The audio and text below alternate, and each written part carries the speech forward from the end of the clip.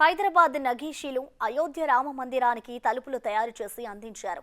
సికింద్రాబాద్లో గల Anuradha timbers international company ఈ తలుపులను తయారు చేస్తుంది. హైదరాబాద్ నుంచి 60 మంది నగీషీలను అయోధ్యకు పంపించామంటున్న సంస్థ చైర్మన్ సిహెచ్ శరత్ బాబుతో మా ప్రతినిధి అంజుమా ఫేస్ టు ఫేస్.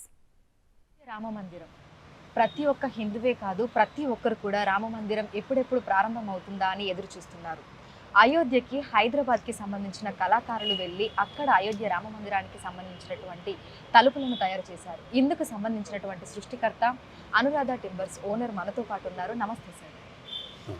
సార్, ప్రస్తుతం ప్రతి ఒక్కరు కూడా అయోధ్య రామ మందిరం, రాముడి జన్మభూమి, ఎప్పుడెప్పుడు రామ మందిరం ఓపెన్ అవుతుందా అని చెప్పి ఎదురు చూస్తున్నారు.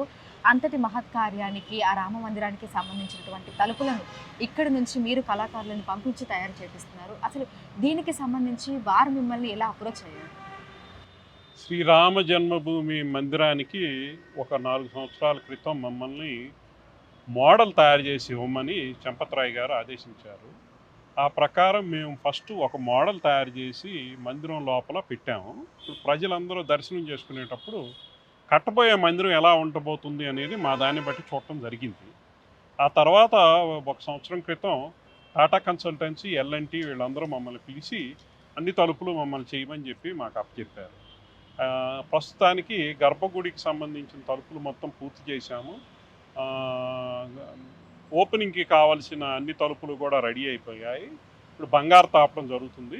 1వ తారీఖు నుంచి బంగారం పెట్టిన డోర్లన్నీ కూడా బిగించేస్తాం. మొత్తంగా ఎన్ని తలుపులను చేపిస్తున్నారు సార్? ఎంతమంది కళాకారులు దీని మీద పనిచేస్తున్నారు? ఒక 60 మంది పనిచేశారు. 118 తలుపుల వరకు, దర్వాజాలు కానీ తలుపులు కానీ 118 వరకు ప్రస్తుతం పూర్తి చేశాము. ఇంకా పని జరుగుతూ ఉంది. అయితే ఇందుకు సంబంధించి, అంటే అయోధ్య రామ మందిరం అంటే ప్రతి ఒక్కటి కూడా ఎంతో ప్రతిష్టాత్మకంగా ఉంటుంది, ప్రతి ఒక్కటి కూడా ఎంతో బాగా తీసుకుంటారు. అంటే ఎటువంటి తప్పులు ఏది జరగకుండా ఈ కల్పన ఎక్కడి నుంచి తెప్పించడం జరిగింది? బలార్షా నుంచి తెచ్చామండి, మహారాష్ట్ర. ఈ బలార్షా టీక్లో కూడా చాలా హై క్వాలిటీ వాడాము. ఒక 100 పీసుల్లో 20 పీసులు మాత్రమే గుడికి వాడాము. నగిషీలు కూడా చాలా డీటెయిల్డ్గా వివరంగా హ్యాండ్ కార్వింగ్ చేత్తో చెక్కించాము. ఫైనల్గా పని చాలా బాగా వచ్చిందండి. సో మనం చూసుకుంటే రామ మందిరానికి సంబంధించి 118 తలుపులను మీరు చెప్పడం జరిగింది. అయితే ఈ తలుపులు మనం చూసుకుంటే ఒక్కొక్క దాని మీద ఒక్కొక్క డిజైనింగ్ ఉంటుందా, లేదంటే అంటే వేరియస్ డిజైన్స్ ఏమైనా ఉంటాయా, ఒకే డిజైనింగ్ ఉంటుందా ఈ తలుపుల మీద? ఎలా ఉంటుంది, ఆ ఆకృతులు ఎలా ఉంటాయి? గర్భగుడి తలుపు వచ్చేసి ఒక డిజైను, మిగిలిన తలుపులు ఒక 2-3 రకాల డిజైన్లు మాత్రమే. కానీ చాలా వివరమైన నగిషీలు చెక్కడం జరిగింది. ఎన్నేళ్ళకు సంబంధించినటువంటి కలప, అంటే ఎన్నేళ్ళు, దాని వయసు ఎంత, ఇంకా ఎన్నేళ్ళు ఉండబోతుంది?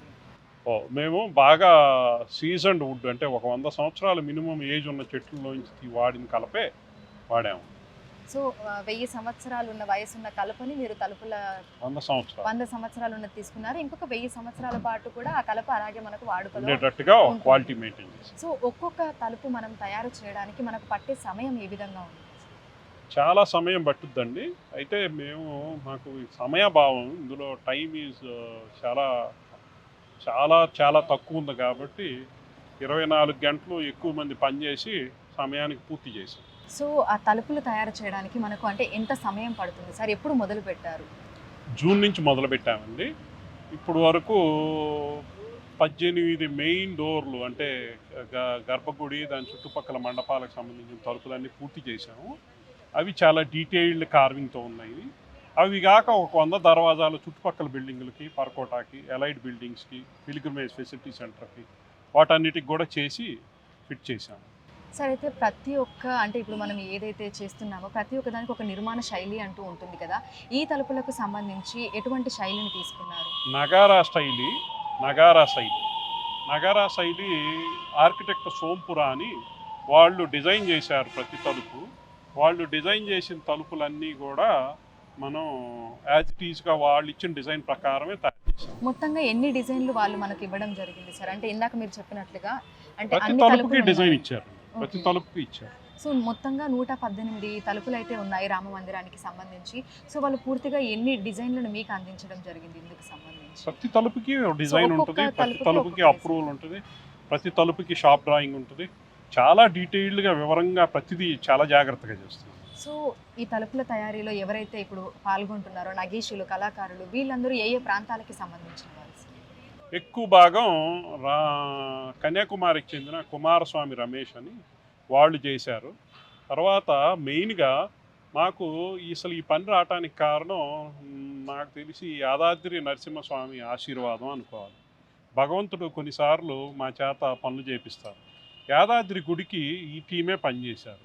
యాదాద్రి గుడికి మొత్తం అన్ని తలుపులు చుట్టుపక్కల అన్నీ కూడా కిషన్ రావు గారు మా చేత చేపించారు. ఇప్పుడు ఆ గుడికి చేసిన తర్వాత మళ్ళీ మాకు ఆ నరసింహస్వామి మమ్మల్ని అయోధ్య పంపించాడని అనుకుంటాం. అయితే ఇప్పుడు మనకి బలార్షా నుంచి కలపను మనం తీసుకొని వెళ్ళడం జరిగింది. ఇక్కడ నుంచి కళాకారులు వెళ్ళారు. అయోధ్య రామ మందిరానికి దగ్గరలోనే వీళ్ళంతా అక్కడే ఉండి ఇవి పనులు చేస్తున్నారు సార్. అంటే అక్కడ సెటప్ ఏ విధంగా తయారు చేశారు? అక్కడ గుడిలోనే ఒక ఫ్యాక్టరీ లాగా ఏర్పాటు చేశామండి. అందులోనే లోపలే ఉండి తయారు చేస్తున్నారు. ఆ పక్కనే అకామిడేషన్ అది ఏర్పాటు చేశాము. ఇప్పుడు సుమారు 60 మంది అక్కడే ఉండి రోజు రామ మందిరానికి సంబంధించిన పనులు కంటిన్యూగా రాత్రి పగలు చేస్తున్నారు. వీటికి సంబంధించి తలుపుల్లో సైజులు అనేవి ఉంటాయా సార్? లేదంటే ప్రతి ఒక్కటి కూడా అంటే అన్ని ఒకే సైజులో ఉంటాయా? లేదంటే గర్భగుడికి సంబంధించి ప్రధాన ద్వారం కానీ ఇవన్నీ సపరేట్ సైజుల్లో ఉంటాయి?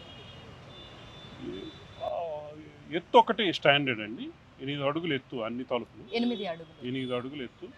వెడల్పు గర్భగుడికి వచ్చి 12 అడుగులు ద్వారబంధం వెడల్పు. మిగిలిన అన్నీ కూడా రకరకాల వెడల్పులు, ఎత్తు మాత్రం స్టాండర్డ్. ఇప్పుడు మనం మన వెనకాల చూస్తున్నాము టేకు దుంప మీద మనకు శ్రీరాముడు కనిపిస్తున్నాడు. ఈ నిర్మాణ శైలి గురించి చెప్పండి సార్. అంటే ఇది కూడా అయోధ్య రామ మందిరానికి దానికి సంబంధించిందేనా? కాదండి, ఇది మా ఓన్ క్రియేషన్. ఇక్కడ ఒక 20 సంవత్సరాల నుంచి ఉన్న వరల్డ్స్ సెకండ్ లార్జెస్ట్ లాగ్ ఇది. శ్రీరాములు వారు లంకను జయించినాక వెనక్కి వెళ్ళేటప్పుడు ఆయన చుట్టూతో ఉన్న పరివారాన్ని 3D ఫామ్లో చెక్కుతున్నాము. ఇది సగమే అయింది, ఇంకా సగం పూర్తి చేయాలి. ఇది ఎక్కడికి వెళ్తారనేది రాములు వారే నిర్ణయించుకోవాలి. ఈ కలప వయసు ఇందాక మీరు 120 సంవత్సరాలు 1000 సంవత్సరాల వరకు కలప. సో ఈ నిర్మాణం ఎప్పుడు మొదలు పెట్టారు? దీన్ని తయారు చేయడం ఎప్పుడు మొదలు పెట్టారు? 1 సంవత్సరం అయింది. సంవత్సరం అయింది. ఎంతమంది నగీషీలు దీని మీద పనిచేస్తున్నారు? దీని మీద ఒక 20 మంది పనిచేస్తున్నారు. 20 మంది పనిచేస్తున్నారు. ఈ కలపని ఎక్కడి నుంచి తెప్పించడం జరిగింది? ఇది బర్మాదండి. బర్మా నుంచి తెప్పించారు. బర్మాది. సో ప్రతిదీ అంటే పూర్తిగా దీన్ని మొత్తం నిర్మాణం పూర్తి అవ్వడానికి ఎంత సమయం పట్టొచ్చు? ఇంకొక 6 నెలలు పని ఉంది. మొత్తంగా దీని మీద ఎన్ని శిల్పాలు అనేవి చెక్కుతున్నారు సార్? అంటే మనకి అవుట్లెట్ మనం వేసుకున్నప్పుడు దీని మీద ఇంతమంది ఉంటారు అంటే ఇన్ని శిల్పాలు చెక్కుతారు అనేది ఉంటుంది కదా. మొత్తం రాములు వారి మీరు చుట్టూతో తిరిగి చూడొచ్చు. రాములు వారి పరివారం మొత్తం ఉంటుంది. సో ఇది పూర్తవడానికి ఇంకా మనకి ఎంత సమయం పట్టొచ్చు? ఇంకో 6 మంత్స్ పడుతుంది. ఇంకొక 6 నెలలు పడుతుంది.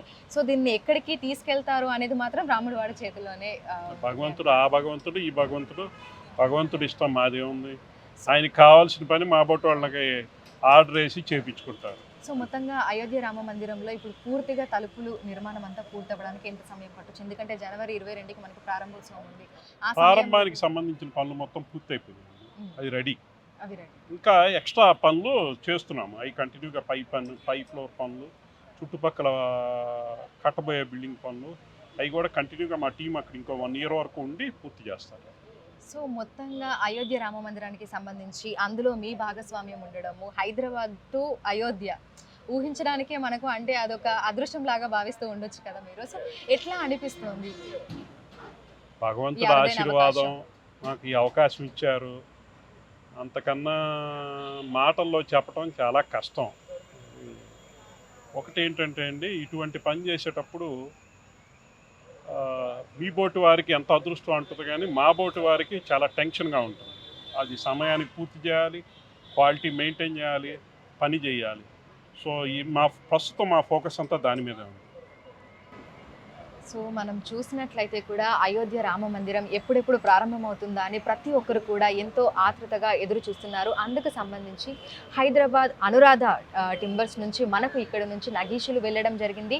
బల్లార్షా నుంచి కలపను తీసుకొని వెళ్ళారు. అయోధ్య రామ మందిరంలోనే ఒక ఫ్యాక్టరీని ఏర్పాటు చేసి కూడా 60 మంది నగీషీలు ప్రత్యేకంగా తలుపుల మీదనే పనిచేస్తున్నారు. మొత్తంగా ప్రారంభోత్సవానికి సంబంధించి పనులన్నీ పూర్తయ్యాయని కూడా మనకు అనురాధ టింబర్స్కి సంబంధించినటువంటి ఓనర్ తెలపడం జరిగింది. ఇది ఇక్కడ పరిస్థితి. వీడియో జర్నలిస్ట్ శ్రీనుతో అంజుమా, బిగ్ టీవీ, హైదరాబాద్.